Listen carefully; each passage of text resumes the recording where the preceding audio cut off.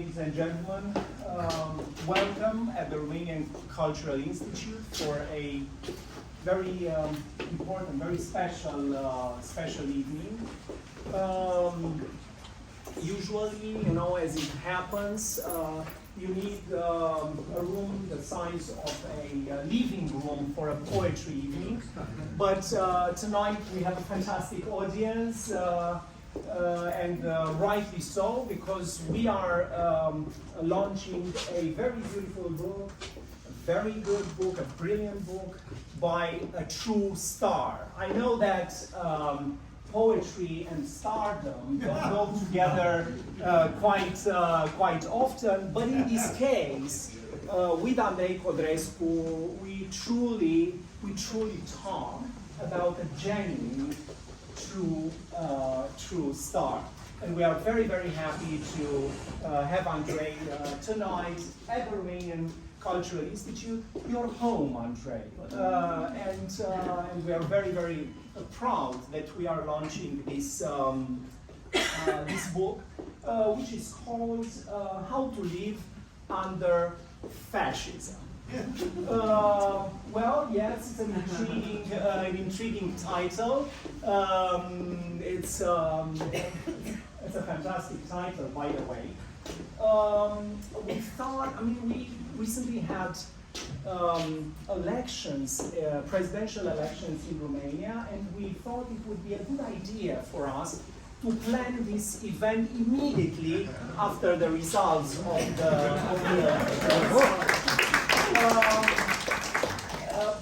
because, you know, we might have had the need for a little bit of wisdom from this book. But I'm talking about fascism tonight. Now, from the beginning of the year, we have done a lot of events dealing with fascism, and it's happened. Well, in January, we did a show, a theatrical show by, after a famous book by the Romanian-American author Norman Manea, over there. The name of the room is Norman Manea, by the way, which is about Holocaust, so about fascism as well. In March, we did an event, Women in Extremism. Again, talking about the fascist movements and the women in fascist movements in interwar Romania. Now we are preparing a show for the Rehearsal for Truth theatrical festival, which is also a parable about fascism. And tonight is fascism again. There must be something, you know, going on in our mind. But thankfully, we don't need the wisdom of this book, because at the Romanian election, democracy triumphed.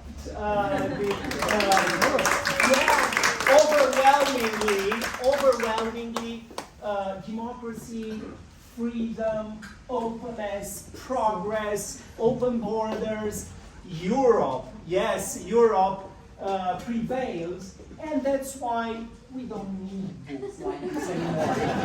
Unfortunately, it was too late to cancel the event. You know, we wanted to say, why don't we need a book about living under fascism? We are a strong democracy. We prevailed.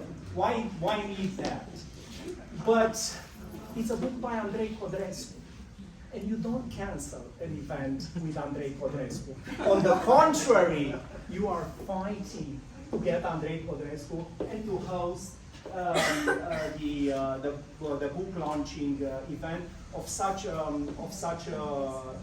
wonderful book. Usually, when talking about fascism, you're going to have a university professor delivering a conference, a very dark, very deep, thoughtful conference, or you'll have a book of essays or something like that. But very seldom, you know, you talk about fascism in a poetry book or through a poetry or through poetry. I think we often think of fascism as an ideology, as politics, as a political system. But if you think deeper, fascism is a state of mind, and it's a way of being, a way of life. It's more than a political system. is something deeper. It's in a gesture, it's in a dirty look, it's in a shout, it's in a violent response to something. It's much, much more than that, and because of that, it needs poetry. At the same time, of course, fascism is about suppression of freedom of speech mainly. It's about conformity. Fascism is dull. Fascism dresses badly. Fascism is bad in bed. You know, it's all this, and that's why you need poetry, which is anything but. So that's why I think it's very apt to have an important book, I would say, poetry, talking about these things in a very original way, and we will see that through readings and through talk, because this is the way one should fight fascism. It's a very important. It's been done all over throughout the 20th century, the 21st century. Great poetry against extremism, great poetry against fascism. And it's great to have Andrei Codrescu. I will invite him very shortly to start with a reading, because it's going to be an evening of conversation and readings. But at the same time, we have two other distinguished guests. Poet, translator, cultural entrepreneur, essayist, prose writers, prolific author, Carmen Firan, Romanian American author.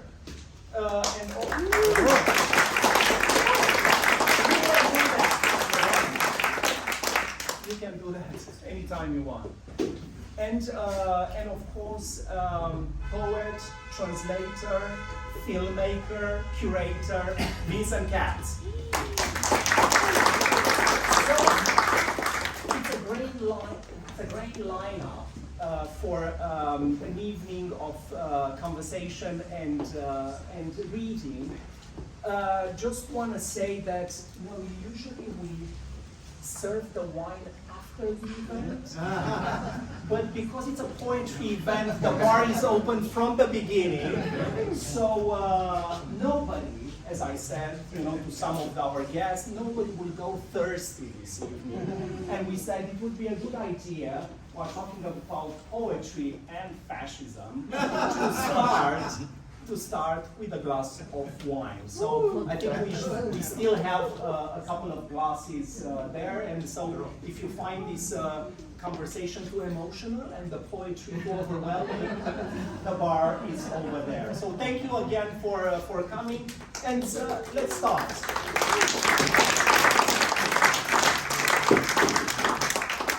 Well, thank you, Dora, for that introduction.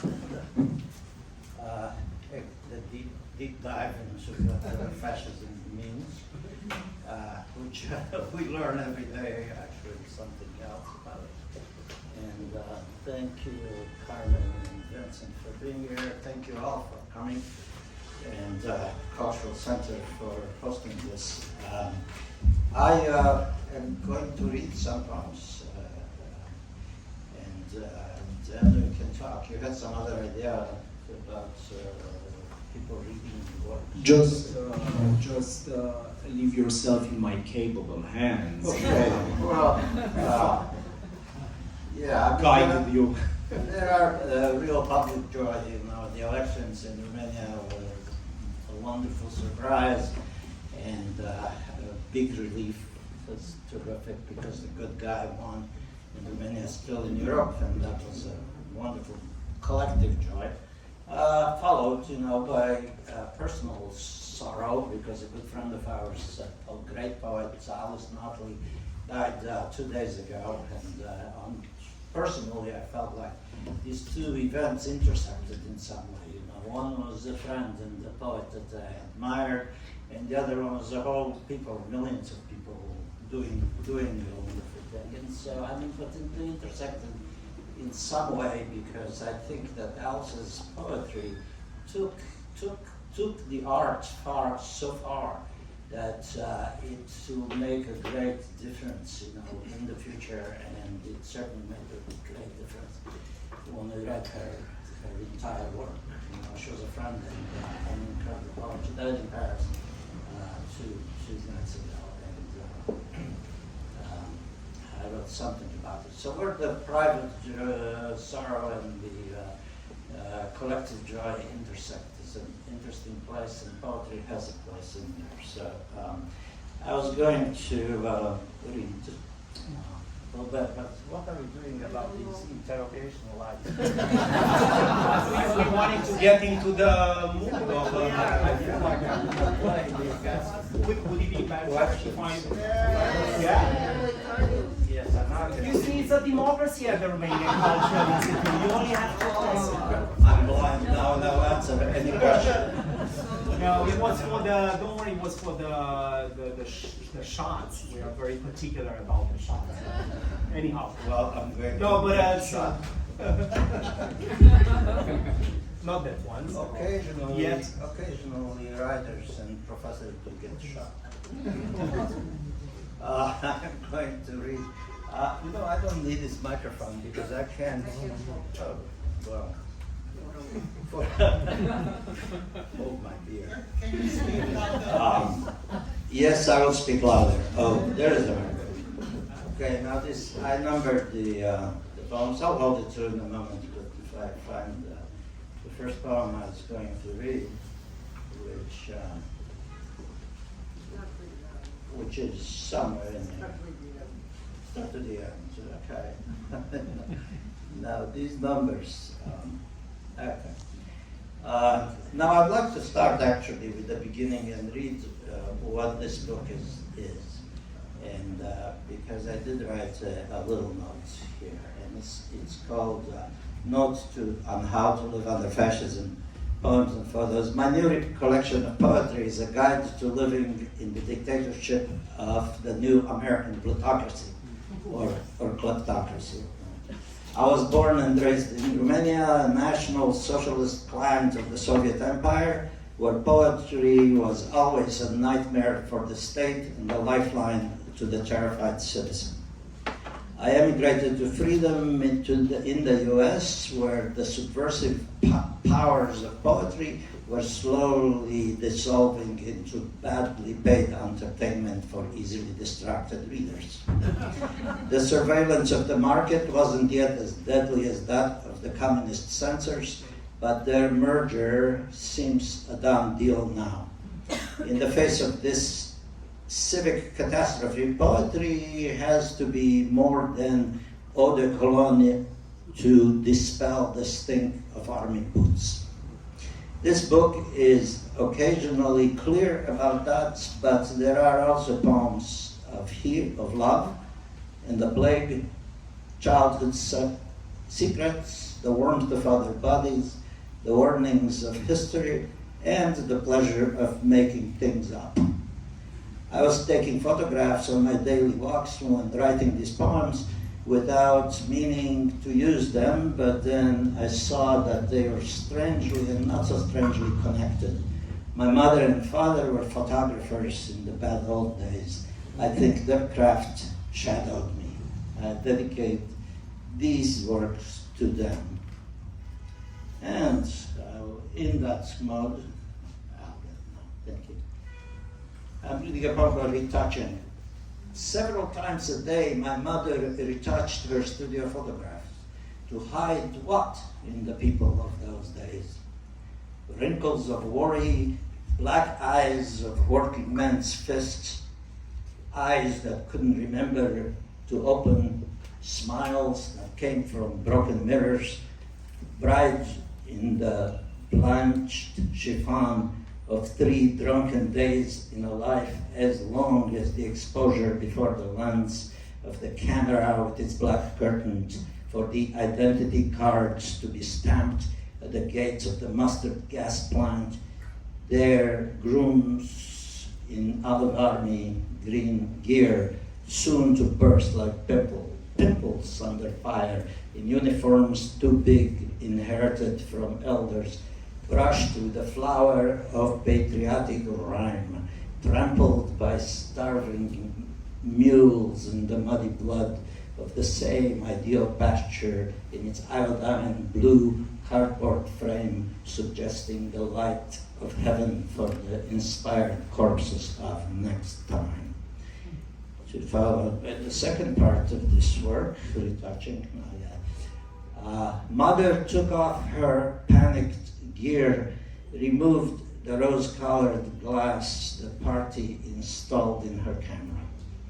The Detroit police replaced it with an eye that watched me turn from an alien who doesn't like to be photographed into a cover girl for Life magazine. America is the difference between aliens and satirists, from the pink glass that shatters utopias of the 20th century and the light of reproach bodies stream out of. Obvious and sad to me in my grainy gray childhood, at the borders of 3 empires. My mother had to be a survivor so that I might become a class traitor.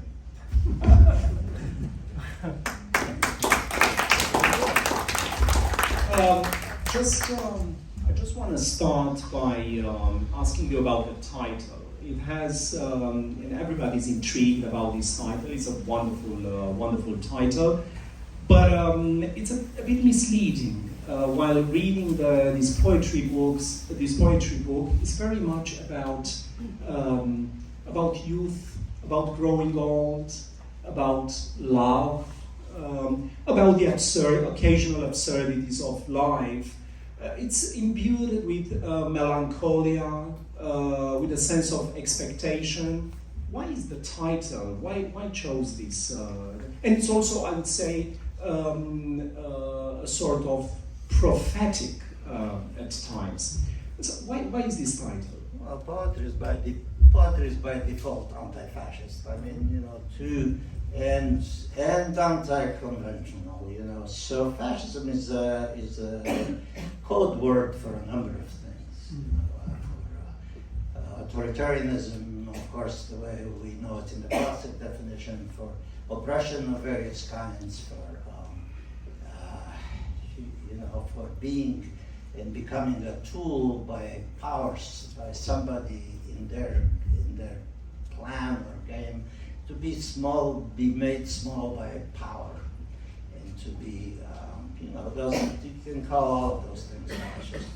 So poetry, doesn't have to call it. Although I answered your question in a poem called "What is Political Poetry," which is something very different, because I saw a wonderful book by Bertolt Brecht, actually, which is not around very much, which is called "The Miracle of War." And it's a book of drawings and poems, very short poems that Brecht wrote in the mid-1930s.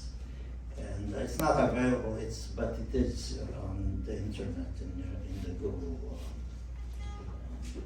But there's this poem.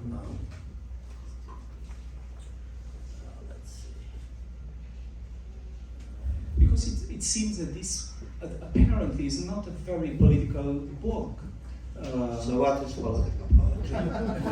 Good question. Rhetoric, refusing its prior premise, a proud being asking for what's not his, a penniless libertarian at the Free Library, the CEO who is an echo of himself, the exceptionalist in a normcore shorts, the ghost bug squished on the glass plate, socialism in its verbal youth, cosmogony drafted from metaphors of justice, executives of the freedom to loiter, accidental rhymes in the park of the headless statues, dusty podiums and second-hand microphones, boredom wearing clothes from the movies, hearts stirred with ice cream sticks of free love, toy guns pointed at robots with pocket nukes, or Neruda mixing vodka with rum at the Congress bar. I could go on, but I've been left alone in the car.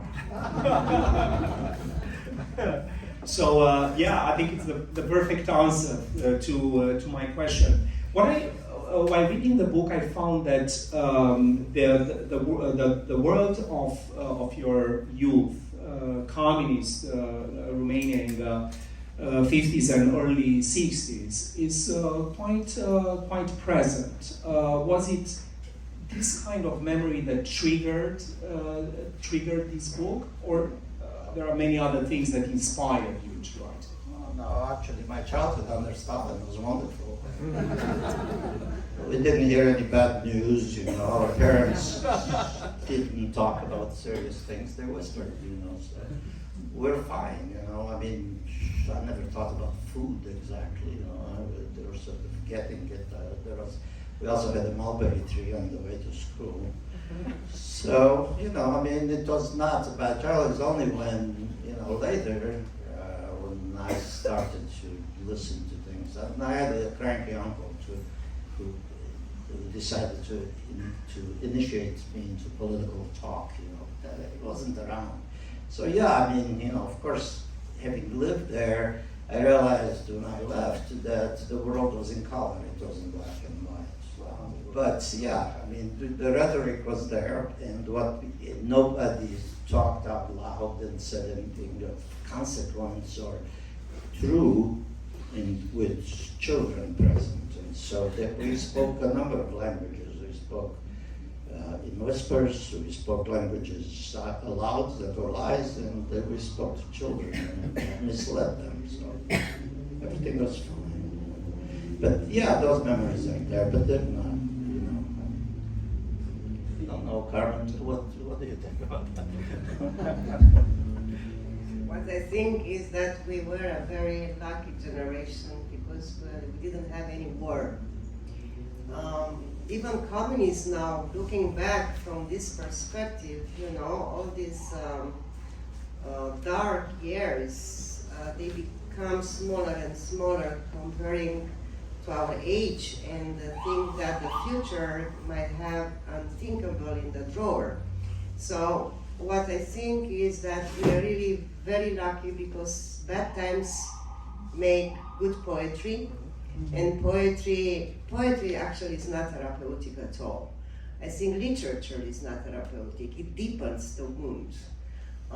When you have such a title, How to Live Under Fascism, I'm asking, it's a question, it's a statement, it's a manifesto, but in any case, this title is striking and it's emotional. I don't like the title. I don't want to like the title. I like very much the poems inside the book, because in these poems, you'll discover his Romanian culture roots, his Jewish identity, the experience, the American experience, because he lived most of his life in America, and he was probably not only the witness, but he wrote a chronic of the American life and cultures. And if you saw Roth's Color, his movie, the movie he produced, and by the way, I think it's very actual now with all these conspiracies and all this deep American, you know, mentality that it's on the rise. Andrei, in his poems here, I discovered that he is childish and profound. He's candid and deep. He has a lot of sense of humor and irony, and it's also very sentimental. And he's not a sentimental guy.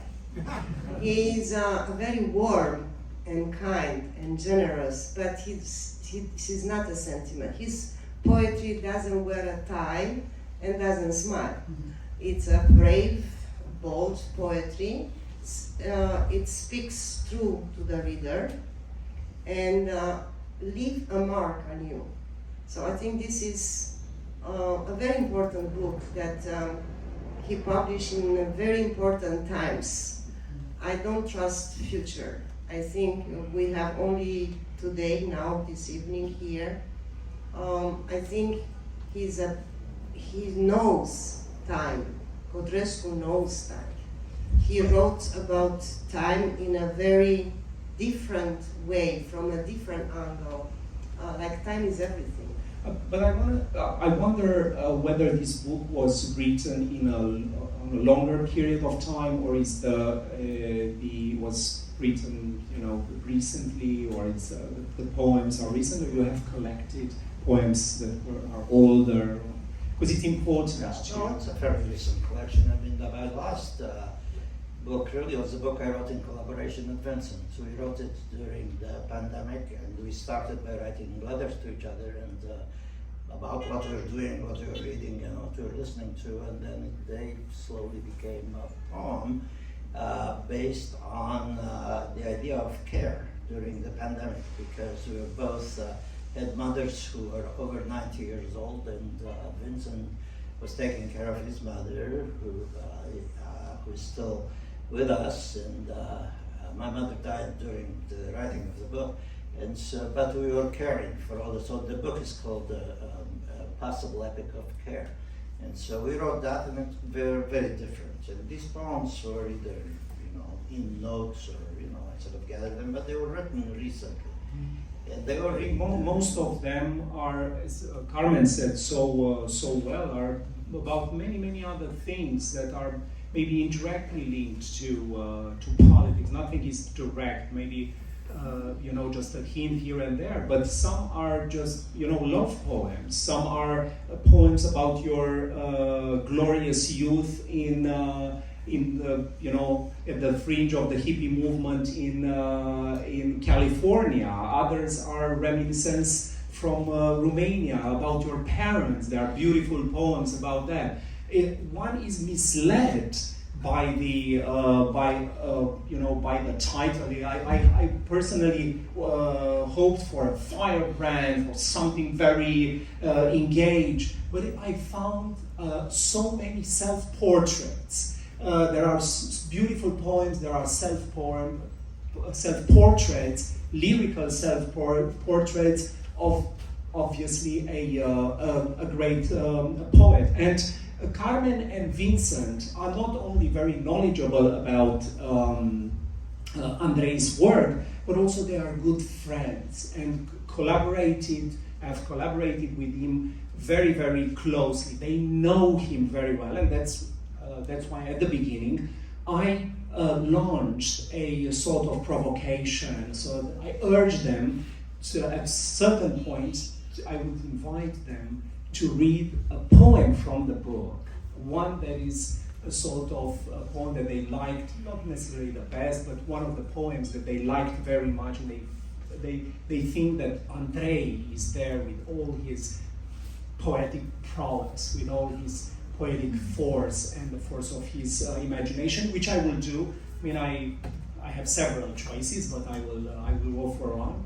But before that, Vincent, once again, thank you for being here tonight. You are good friends with Andrei. You have worked together. How do you see this volume, looking at his prolific body of work? What do you see here different, or maybe something else, or original? Well, thank you.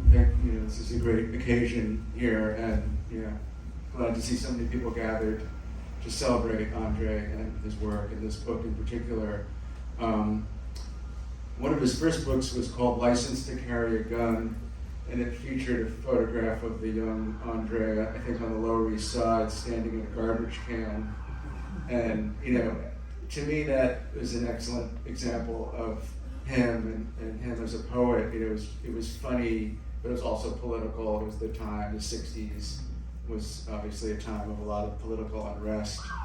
So I feel that, as Andrei said earlier, there is such a thing as political poetry that's dealing explicitly with political topics, such as Allen Ginsberg was so gifted at, and other poets as well. I think Andrei's approach is more almost, there are many different strands in his poetry, but I often see a somewhat surrealist element in which things are kind of dreamlike. There are images that come to him that he sees fragmentary. And in this book, the photographs themselves are very beautiful.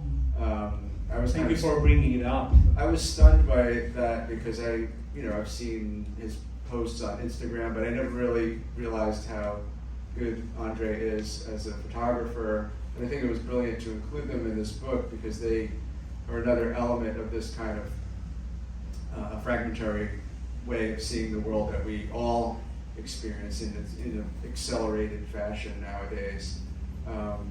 But yes, I feel like he all through his poetry has been involved with his times, but also is a little bit apart from. He takes the liberty to be not beholden to his times.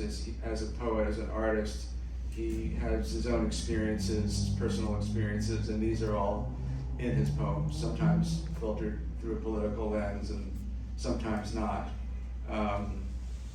And I'll just also say that I'm a big fan of his poetry, and this collection in particular I think is a real high point. When I read it, it's kind of like one masterpiece after another, and they seem effortless, and maybe he did write them quickly. I don't know how he wrote them, but I know a little bit from our process of collaborating that he was,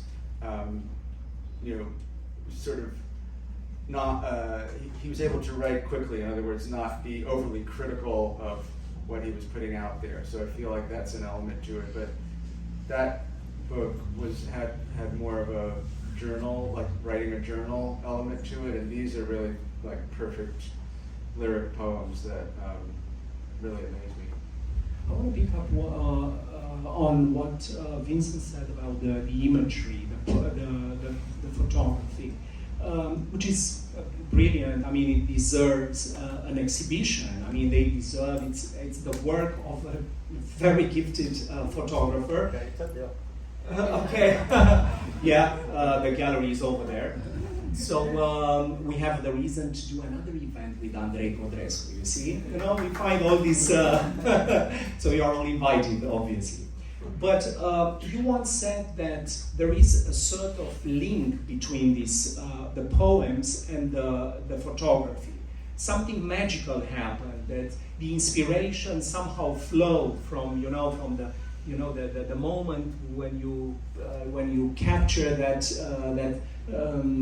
picture, that imagery, and the inspiration for your poems. What is this sort of relationship? Yeah, they're not connected in that way. I walk, I take long walks, and I take pictures along the way. These are all pictures taken while I was walking, but at the same time I was putting these poems together and stuff. They had a connection. I mean, it's not one that I consciously think that. I mean, in a way I did, but in another it was an oblique connection.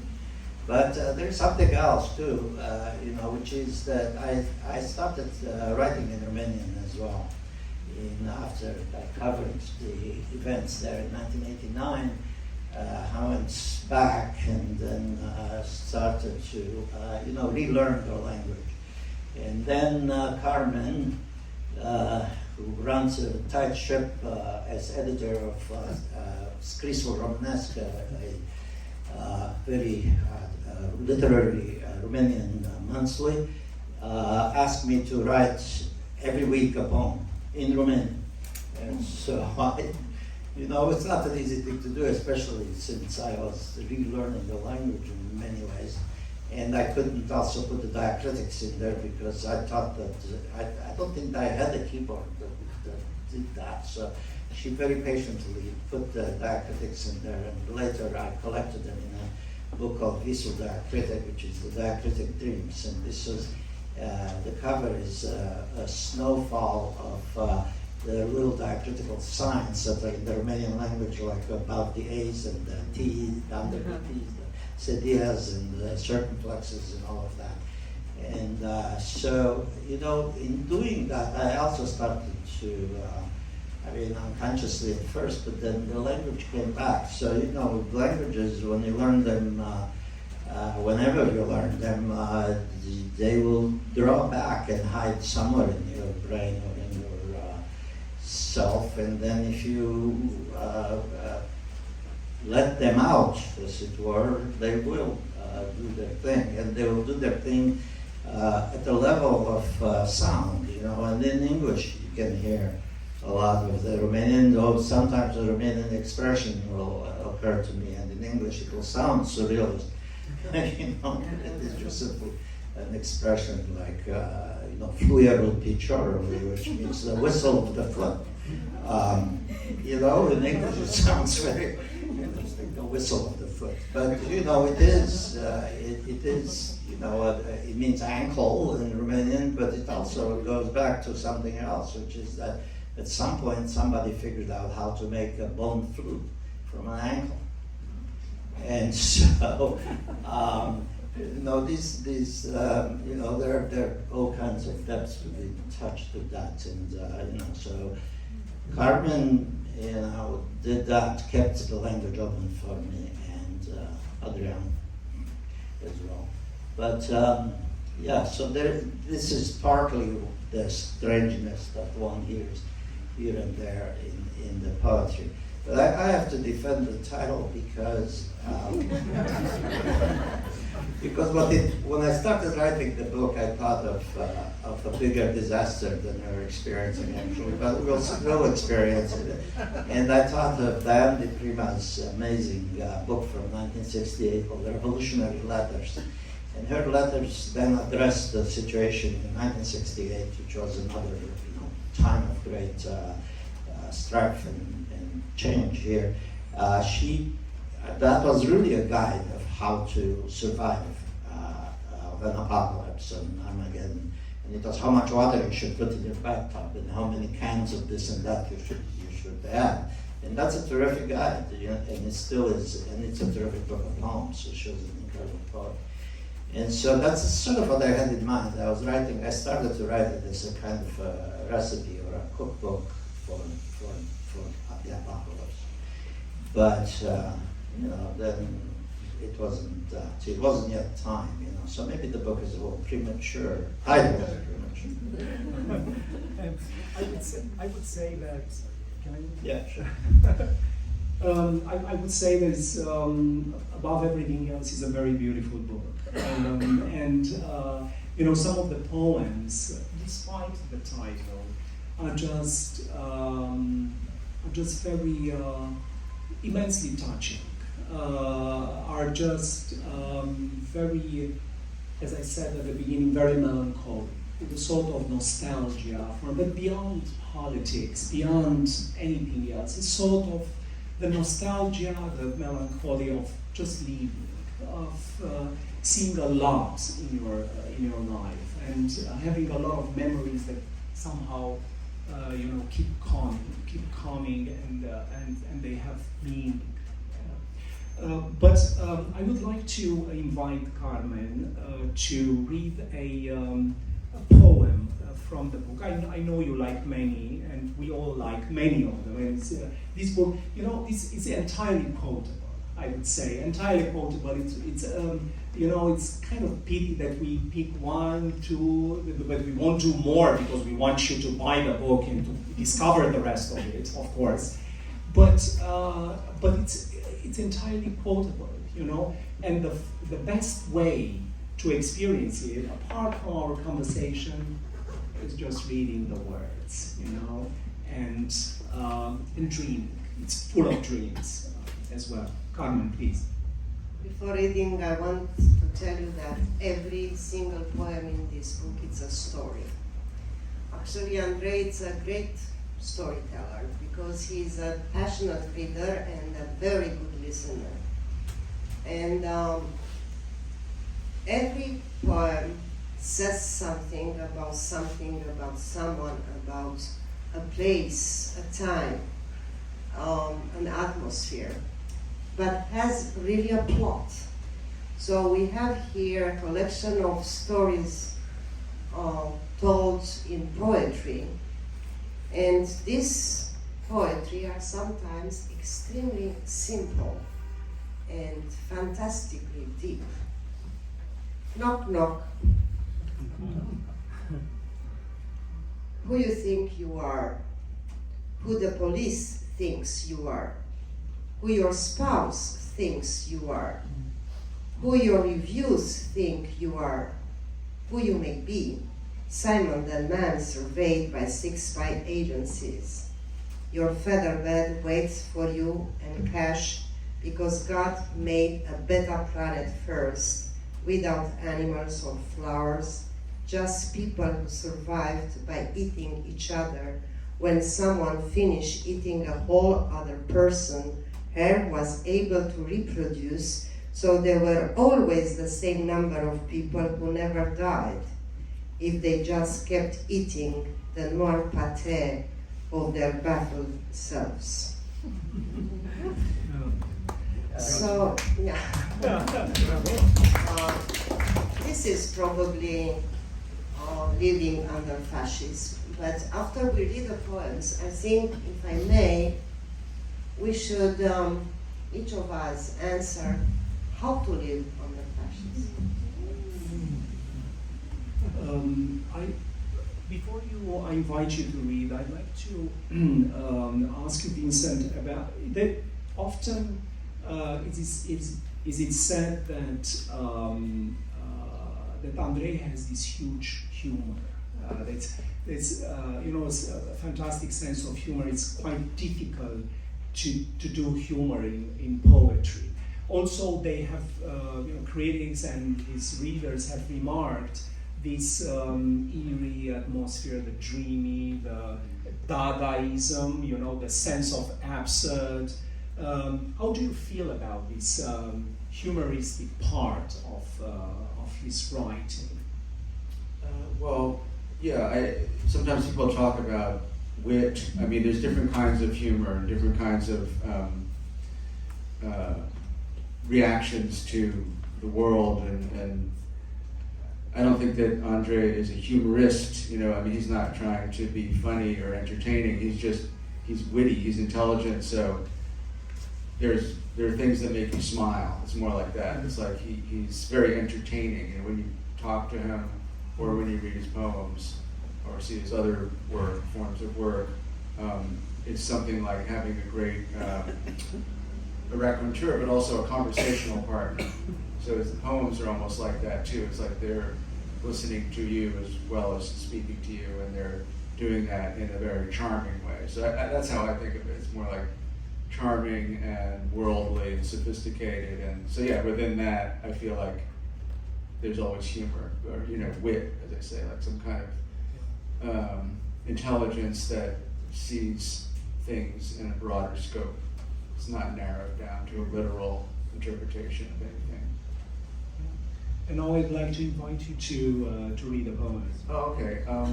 Well, as Carmen was saying, that there are a lot of stories in this book, and there are also a number of poems that are about people and dedicated to people.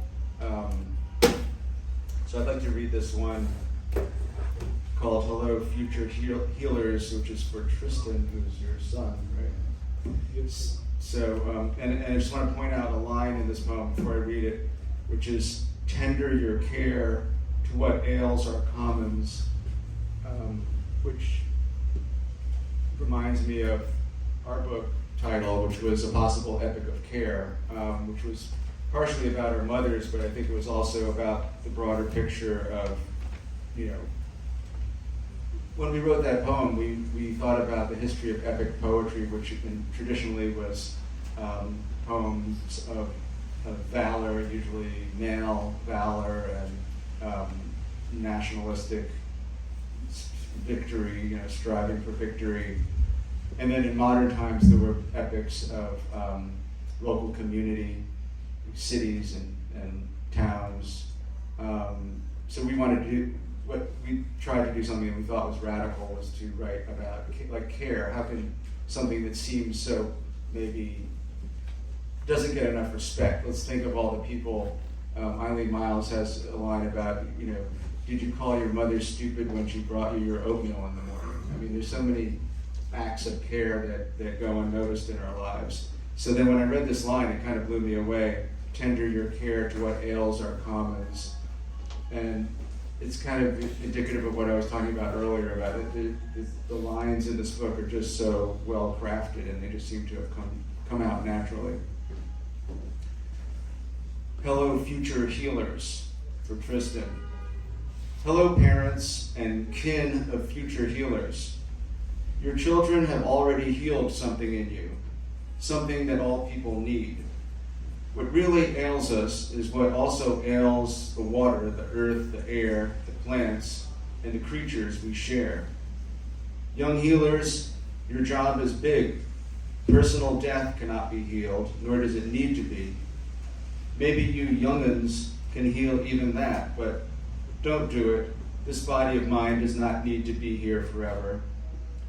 Tender your care to what ails our commons. Refuse the palliatives of incomplete science. Choose the entirety of being, a creature that is not a machine, a large organism relentlessly alive and evolving. You are courageous and thus obligated to be teachers of courage. The good news is that there is personal death, but no universal death. The good news is that there is love. Beware of riches. Your innumerable riches, your immeasurable riches are inside you, the result of 2 billion years of evolution. Everything that ever lived is contained in you. Courage is the world's true currency.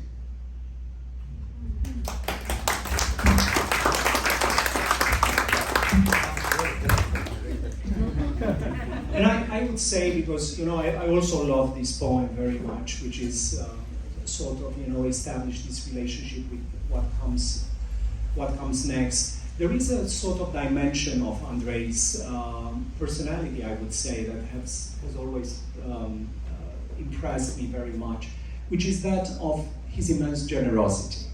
While growing up in Romania and later in the 90s and 2000s, he was not only considered, of course, a great poet, a big name in American literature, but also sort of had a sort of mythical stature. And I kept learning about generous gestures that he would make to young poets, to people going and to talk to him, to seek advice and so on. There are so many poets that would Romanian poets and Romanian writers that would immediately tell you what a wonderful person, what a generous somebody. He helped me in this situation, helped me in that, or gave me that advice, which I've always found. And later, when I had the privilege to meet Andrei and know him better, I definitely experienced myself. But also another aspect of his personality that was very striking for me was his fantastic stories of the 60s and 70s in Lower East Side, New York. He had the chance to live in that, for us, in young Romanians in the 90s, and for us, this extraordinary time, with the hippie generation, with the protest, with Summer of Love and so on, which, of course, he lived. How important was, we know that the Romanian's experience was important in your formation, and it's very present in this book. But how important, if you can say a few words about, this time in, this, because I think it had a great impact on your formation and your outlook in what you are as a poet and human being. Well, when you're 19, everything is amazing. So to be, 1967 in Detroit, Michigan, in the middle of a riot with the National Guard and the 82nd Airborne going up Woodward Avenue with their guns pointed at your window in the 6 p.m. curfew. Can there be anything more exciting? Really, that was wonderful. I came from a peaceful little communist country. So my generation turned out to be very welcoming, actually. They liked to hear my accent and my bumbling attempts to learn English, and I could say, can I have a place to crash? And, it was a very, it was a check. There was a revolution going on the one hand. On the other hand, nobody knew what that was about, except, later, in around 1968, we thought it was about consciousness, about changing the way you thought about the world and how. And I was there at the moment when the artist workshop in Detroit, Michigan, had the black and white sign that said the writers and artists workshop. And one day, that sign turned into color. It said, come on, people, love one another right now. So there was a huge change when we suddenly saw the world in another way. And that had a lot to do with LSD and the psychedelic experience, which opened it all up. And we realized that the world was much bigger and more alive than we could possibly think of. And so that, all the suburban kids in Michigan came streaming into downtown Detroit with their eyes open, and there was music. So yes. Not everybody, I had the experience so abruptly. They probably were a little more gradual. I don't know. You were there, but no, you're not. Later, the kind of the image of the '60s was really powerful to my generation. I came of age in the '70s, so it wasn't. At the time, it seemed like, the '60s were long ago. But when you look at it now, it was very close to the '60s, and a lot of people of my generation were and continue to be very inspired by the ideals and also the consciousness expansion and the ideals of free love and love. And the other thing was the poets. The '60s. Yeah, the artists, with the Lower East Side, which Laura mentioned, was the place where the poets were. So when I left Detroit, I wanted to go to find the poets. I did. But no wonder they don't remember very well the 60s. You know the saying, if you can remember the 60s, you weren't really there, but I think it's my time to read a poem about that period, a very beautiful one. It's called Passing Pipes Along Peace Fire. When I was a hippie, and I was never a hippie, it sounded like happy, and I was anything but. I was occasionally ecstatic and often angry. But one time in San Francisco in the mid-20th century, in a house of silent vegetarians, at a commune in the Haight, I held hands with two jeunes filles en fleurs, who were the reason I was a hippie. And sucked deeply on a pipe, still wet with the golden saliva, the foam of Aphrodite's, on my left and on my right. And I regretted eating the kale and brown rice because they nearly obliterated the taste of their divine lips, but the trace was enough to keep me up all night in a kitchen chair, at the window covered with paper flowers, writing a poem in French in the hope that one of them would slip out of the ziggurat of bodies in the communal bedroom and tiptoe nude to me to ask what I was writing, and I imagined that she sat on my lap while the sap of poetry met the foam of her. And this is what happened. They both came out of the bedroom and tiptoed past me to some German guy sleeping in his head on the other window sill, and they coiled like serpents around him and made godly music. He was a real hippie, and I was just a poet writing in French.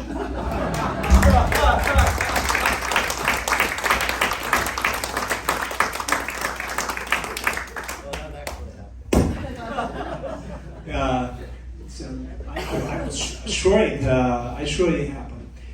Would you mind if I open the floor now for questions? And yeah, I'm sure you'd be eager to ask questions. So over there in the back. Yeah. Just take these because people need to be able. For better or for worse, we consider fascism as a political concept. I wonder, in your thinking about it, if you've attributed any of fascism to religion.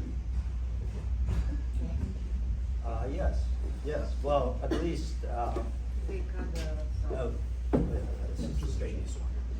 Yeah, well, in Romania, certainly the Orthodox clergy did not have a very good reputation as trustworthy, because quite a few priests collaborated with the secret police and talked about what they heard in confession. So that was part of it. I mean, I know. So as for other, I was very much enthralled into the writings of Mircea Eliade when I came to America.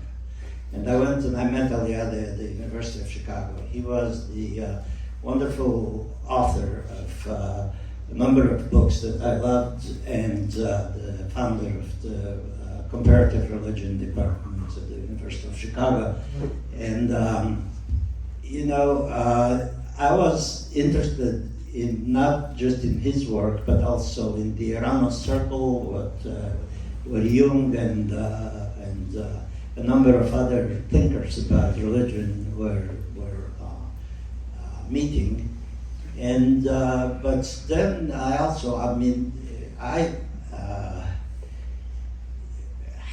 went so far as to actually know, study Jungian philosophy, and but then I realized that there was a connection between this sort of thinking and fascism. And so in a real profound way, I sort of slowly worked my way out of it. I knew James Hill, and who was a writer of terrific, about archetypal thinking, and I decided that myth was essentially a way to myth and eugenics have something in common, and that in fact there is a kind of triage that goes on in this particular thinking, which actually was the time where I was interested in. It was mainly the province of tall white men who are mayors of small cities in the United States. So what happens everywhere else is something else. But it's a roundabout way of getting there. But yes, there is a connection in my mind. Thank you.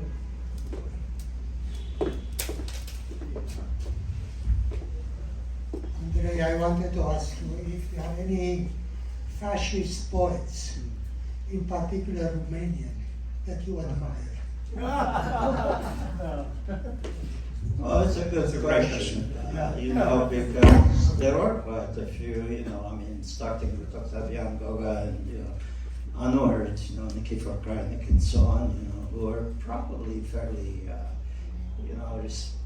they're in their day well regarded, but I don't have any kind of liking for any of them. The only poets of that period that I love are Lucian Blaga and Ion Barbu, both of whom were in fact, somewhat sympathetic, but not at all fascists in any way. Thank you. Hi. I'm wondering if you can compare. I feel like the 60s, the turmoil of the 60s produced so much creativity in music and literature. I'm wondering what do you predict from the recent turmoil? Is that going to create the similar kind of output? Well, yeah, the air is the atmosphere is being prepared for art because the government took away all the money for the National Endowment for the Arts. It's wiping out whatever government intervention there is. So we are back on our own where we do best. So yeah, I think hard times good for art. We've had only gentlemen. Maybe we can find a lady over there. First of all, thank you, everyone, for this enlightenment. And I'm trying to remember, because I came in '64 to this country, and I lived through times in different places. But I was listening to you on NPR back in the 70s. Did you not live in New Orleans at that time? Yes. And your commentary, I listened to it I think it was Sunday mornings, because otherwise I couldn't have. All things considered, exactly. And I relished the fantastic, ironic eye that you threw on social issues, which at that time were also quite, shall we say, ominous. Yeah, thank you. No, my accent protected me because they didn't quite hear what I was saying. And then after a while, after being on the radio, they just didn't listen, so I could get away with it. I know. I did, But very my much producer and the people who put me on the air didn't quite know what I was talking about. Well, they did, but I got away with a lot of stuff. NPR was smaller than National Public Radio wasn't quite the gigantic place that it has become. So they were passionate producers and people who put on the show. But then when it became bigger, there were so many interns running around looking for typos, and I made up words and they couldn't find it in Google, so they complained, and it was time to leave the outfit. But also, you have we had so many hats. Of course, primarily a poet, a writer, but also the media personality with a lot of listeners would turn on to your show and know you primarily. Some of them before knowing you as a poet, as a media commentator, as a cultural critic, as probably is the right word, and you have remained a cultural critic, but also a professor at a professor of literature at the university, and also something that is very important, and I think you share with Vincent, filmmaker. I mean, you have always been, like both of you have always been attracted by this medium as well, filming, so many. So how all sorts of media for for self-expression. Tell us a little bit about this filmmaker dimension of your creativity, so to speak. Why was so important? Well, Vincent was also a professor of classics. Yeah. Yeah, and so translator from Latin. And the translator from Latin. And did you do Greek? Yeah, I'm Yeah. doing a Greek translation now. Who you translate? The ancient Greek poet Hesiod, his Works and Days and Theogony. So there's a wide platform for media platform. Well, I just it was just a gig at first, and then I realized that actually it could serve to think about certain things and then say them out loud. What was interesting about being on radio was that those pieces are only 2 minutes or 2 minutes and 20 seconds. And so that translates to a page and a quarter double spaced. That's not very much, but it sounds like a long time. I mean, people said, I heard you on the radio for a long time. I said, well, half of that, on television, half of that is a long time. So, the idea was that you could have this form, that had a beginning, something happened, and then an end to it, some kind of ending. So it was a very interesting form to me. So, yeah. And what about filmmaking? Well, filmmaking, somebody asked me to, because of the commentaries I made on different places in the United States, to take the car trip from New York to San Francisco in a Cadillac convertible in the middle of winter and see the roadside attractions along Route 66, which is not what happened because I hated the whole idea. And so I diverted it to go to different communes and see people living eccentrically and outside of the mainstream, and it became an interesting film. And Vincent, he just finished a documentary on the poets, French poets from the West Coast. So. Yeah, it was. I think Andrei is attracted to media. It's kind of like from ancient Greek poetry to whatever is the latest medium. It's all a medium for word, the word and poetry. In your case, I think even your pieces on NPR in a way. But yeah, I think that filmmaking now is much more accessible than it used to be. You don't need film, and it's kind of, you can do it on a low budget. So that has allowed many more voices to be put out there, and I think that's a positive thing. Because there is a lot of Carmen, go. I will go back to fascism a bit, and I would like to ask Andrei, if I may, if you think that AI, artificial intelligence, in the future would be a techno-fascist intelligence? Well, it is now, but it's also a tool, and it can be used. Depends on how it is used. It can become a real threat to everything we know. On the other hand, you can use it, and we have. Linnea and I have been working on a play about the brain, there are 3 stories that are being told, and it's science animated by storytelling, and in it we in some of the projections, and Lin Jing, who's an artist who's here, and she made us some projections that there was an AI voice in them, right?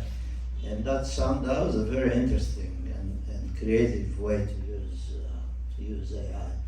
I also know that it is getting, not beyond the sort of research part. It can relieve you of a lot of tedious things like description of, I know that somebody told me that Olga Tokarczuk, who won the Nobel Prize for her book, Jacob's, what's it called? The Books of Jacob. The Books of Jacob, In her new book, which I read, there is an asylum for tuberculosis from the beginning of the century in Germany, and there is an awful lot of facts about that and descriptions of that. And I think she used AI for that reason, because she could place her story in it without having to very painfully research every detail of that. And so, that's one way in which this helps now. I know some filmmakers are very thrilled with it. Now, if it replaces it, but it will never, in my opinion, it will never be as good as we're, because it is us. I mean, it is everything we think or could or have thought is AI. Can I ask you a question?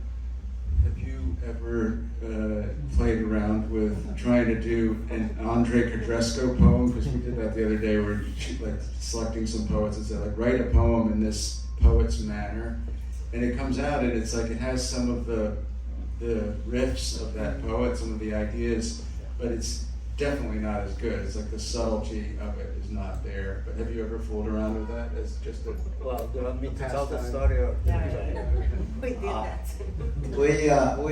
we dramatized the first. It was a New York Times reporter who actually was talking to an AI, and the AI very quickly started to get personal and tell the reporter how much he loved him, and to leave his wife, so on. And Carmen and I did the voices we read it from the New York Times, and it was quite convincing.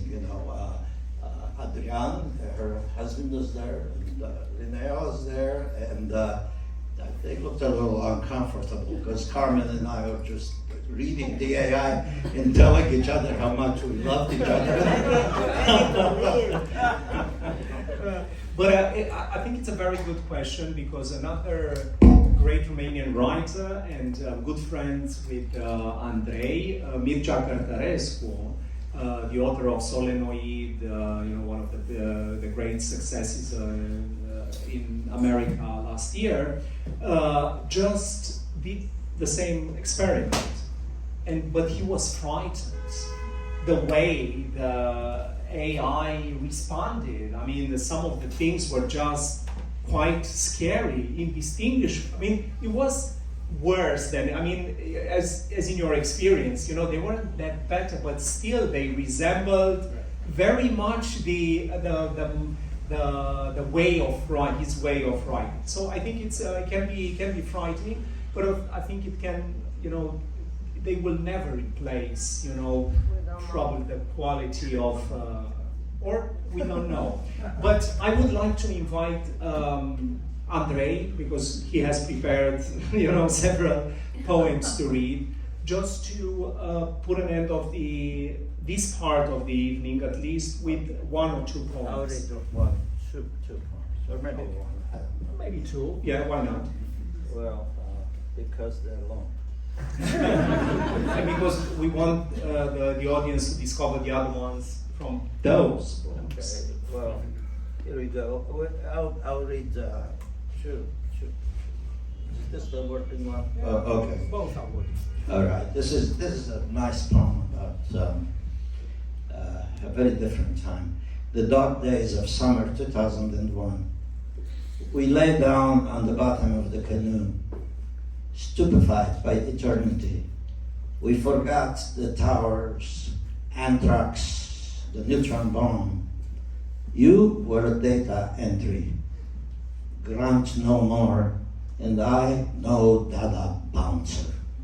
The dragonflies mating on your back flashed iridescent blue with a current. I was a young fool. You were a young fool too.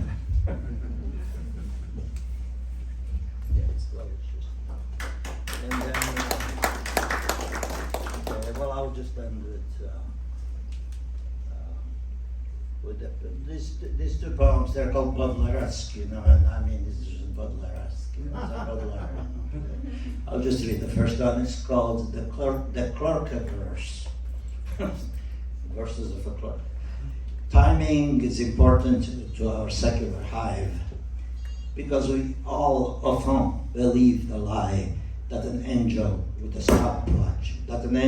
stopwatch hovers above each one of us, keeping time until we die. Then the angel moves on to the dead's ex, rewarded with a better timepiece, maybe a Rolex, containing more time because widowed humans live longer, and in the future people live longer and longer until the bored angels incarnate into the humans who died on their watch. These humans are immortal. Oh, my crotch. Oh, my nard syringe, my apostate prosthesis. Above our secular hive lives nobody now.